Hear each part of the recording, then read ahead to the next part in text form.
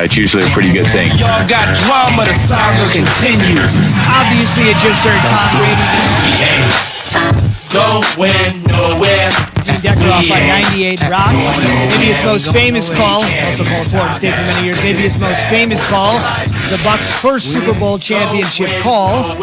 And Key, I'm not Jeremy Schaap, but I did a little investigative reporting for you yesterday. I did a little investigative reporting. You talking about firing off the cannons. Keyshawn J. Willard Zubin, presented by Progressive Insurance. All of our guests, including Seth Greenberg, to talk a little hoops with Jay, college and NBA coming up in 14 minutes. All right, so I rolled up the old sleeves, the sweater sleeves, of course, and I investigated a couple of different things. You wanted to know what the deal was with the cannons. Are they going to be able to shoot off the cannons if the Bucs score a touchdown in their home stadium at Super Bowl 55? Because they are the home team. Correct. I misspoke yesterday and said they were the away team, but they're the home team in their own stadium. Correct. Happens, yes. The home team gets to pick their own unis. People want them to play in the pewter, right, the old school. But because they've been rolling through the playoffs in white and been very successful in the white, there's some talk there. And obviously being the home team means they get their home locker room in their home stadium. But for the Cannons, the league, from what I've been told, is working on it because they do not want the firing of the Cannons, this is true, to be a competitive advantage for the Bucs. If you're wondering, most of the teams that, yes, they usually fire off a cannon whenever the Bucs score a touchdown. Yeah. Right? It's called the old pirate ship there, Raymond James Stadium. Fire off the cannon. Right. But they don't want that to happen because that would clearly seem to be a little bit advantageous to the Bucs. It's their stadium, it's their cannon, and people have actually talked about it. The game's in Tampa. How else is it supposed to be? I don't know, because it's supposed to be a neutral site, though, Jay. But it's in Tampa. I know, but it's supposed to be a neutral site. They'll figure it out, though. You can get somebody to walk by real quick and bam. I didn't tell them to do it. Again, 22,000 fans, 7,500 vaccinated healthcare workers will be there. And most of the tickets, at least for the Bucs and the Chiefs, will go to their season ticket holders, as is generally the case. Let's get right to the Bucs. Simple question this morning. We could make it our poll question. We could just talk about it here. Why not? Let's make it the poll question. 888-SAY-ESPN, 888-729-3776, Key, J, and Z. On Twitter, you tell us, Key first, Jay, and then you on the phone lines. Who deserves the most credit for the Bucs making it to the Super Bowl in their own stadium? Is it Tom Brady? Is it Bruce Arians? Is it their defense? Is it somebody else? Are we missing anybody, Key? If you had to pick the most important factor or person or position group, it would be Tom Brady. Yeah, Tom Brady. I struggle with this. It's Tom Brady because of his veteran leadership, the things that he brings inside the locker room, and not necessarily the play on the field, even though the play on the field was good this year. He cut down the interceptions that they had with Jameis Winston. If Jameis cuts down those 30 interceptions and basically do what Tom did, what is that team last year? What is that team this year with Jameis Winston? But they couldn't trust that Jameis would not turn the ball over. He implemented some things late in the season that he took from New England and helped after the bye week put into the system. And then there's the defense and Todd Bowles that got together over the last 5 games of the season and into the playoffs that turned things around and started to turn the ball over and give the ball back to the team, offensive side of the team. So I would say it's terrific, Tom. It's terrific, Tom. It's Tom Brady, Key, and I agree with you. This is not even a question. Even Bruce Arians said it. I read to you, quote, the belief he gave everybody in the organization that this could be done. It only took one man.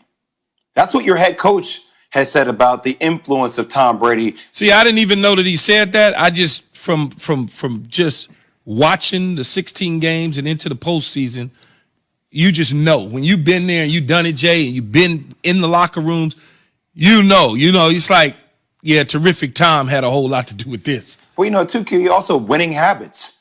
For a team that has lost the amount of games over the last years that the Bucs have, all of a sudden you bring a guy like Tom Brady to the table, it automatically puts everybody on that team on notice because everything is heightened. The media attention is heightened. The front office is paying attention now because expectations have changed, and it puts unlimited amounts of pressure on individuals to perform at a high level. And when that's the bar that's set every single day, you have to live up to that when you're Tom Brady and when you're on that team. And it forced everybody to step up to the plate in a different way that they've never seen before. You remember me saying at the beginning of the season when we first started and Tom was on the team and everything, I said, just cut the interceptions in half. Mm-hmm. You cut them down. I think he had 13 and Jameis had 30 last year. You just slice that right in half. It's all you got to do is go choom, right? Slice it in half, and there you go. A big difference in make the plays. Now look, it's Tom Brady.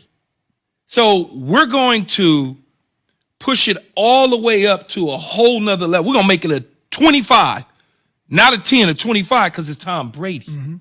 But that defense had a lot to do with why they're playing. It ain't the Derrick Brooks defense, but it's good enough. Tom's not screwing it up. What have I always said, Jay Will? I'm going to take you back to day one. I know about Jameis Manage Winston. the game, run the ball, and play defense. What is Tom doing? He's super managing the game, making the big throws when he needs to, and completing them, and they're balling out on defense. It ain't Tom Brady. He's not 35 or 40, 460 yards. In 5 touchdowns. That's not what he's doing. He's managing the game and not screwing it up. No doubt. And I think people, it hurts their feelings when you say that because they don't want you to tell the truth. They want you to make it seem like it's all Tom on the field. It's Tom in the locker room. It's what he brings to the table. I couldn't agree with more on the defense. The wild card game against the Washington football team was won on defense. The NFC Championship game was won on defense. Brady threw 3 second half interceptions. I'll give you what he did against Drew Brees. So it seems obvious. I'm with Jay and with Key that clearly it seems like the most credit goes to Tom Brady. So I challenge anybody to call us at 888-SAY-ESPN or KeyJZ on Twitter and give us someone else. Calvin in San Antonio has hopped on the Goodyear hotline. Calvin in San Antonio, who deserves the most credit for the Buccaneers making it to Super Bowl 55 in Tampa? Good morning, gentlemen. As much as I want to say Brady, trust me, I do because I'm a Brady fan and I believe he's the GOAT, hands down. I'd like to venture out and say Bruce Arians because it was Bruce Arians who allowed Brady to change some of the things in the offense for the second half so that he can be comfortable and do what he's doing now. He could have easily made it a power struggle, and in the middle of the season, you guys saw their play wasn't all that great. And that was when they were still trying to figure it out until Bruce Arians allowed Brady to do what he does. And he's right about that. And when they got to the bye, Bruce Arians and whatever, they started communicating, and Byron Leftwich, and put in some things that Brady did well up in New England that Brady felt good about throughout the course of the week. But Bruce Arians and the rest of the organization, the general manager alike, they all kind of figured out, let's get Brady, let's get Gronk, bring in AB. He's not going to be a distraction. There's Leonard Fournette. We got something in a running balance, running game. So when you start to look at that insurance policy was huge for Gronkowski because O.J. Howard got hurt in the beginning of the year. So you start to look at all of the way they assemble things and put things together. They went out and drafted Antoine Winfield Jr., who didn't obviously play in the Green Bay game, but he was an important part of what they did down the stretch defensive-wise. It's everybody gets some credit, and we're going to give a lot of it to Brady. There's no question about it, but everybody gets some credit. And super real quick, I just wanted to give Byron Leftwich some credit here, too. The more and more I watch their offense now, it seems as if Tom Brady is back on the Patriots with the way they play.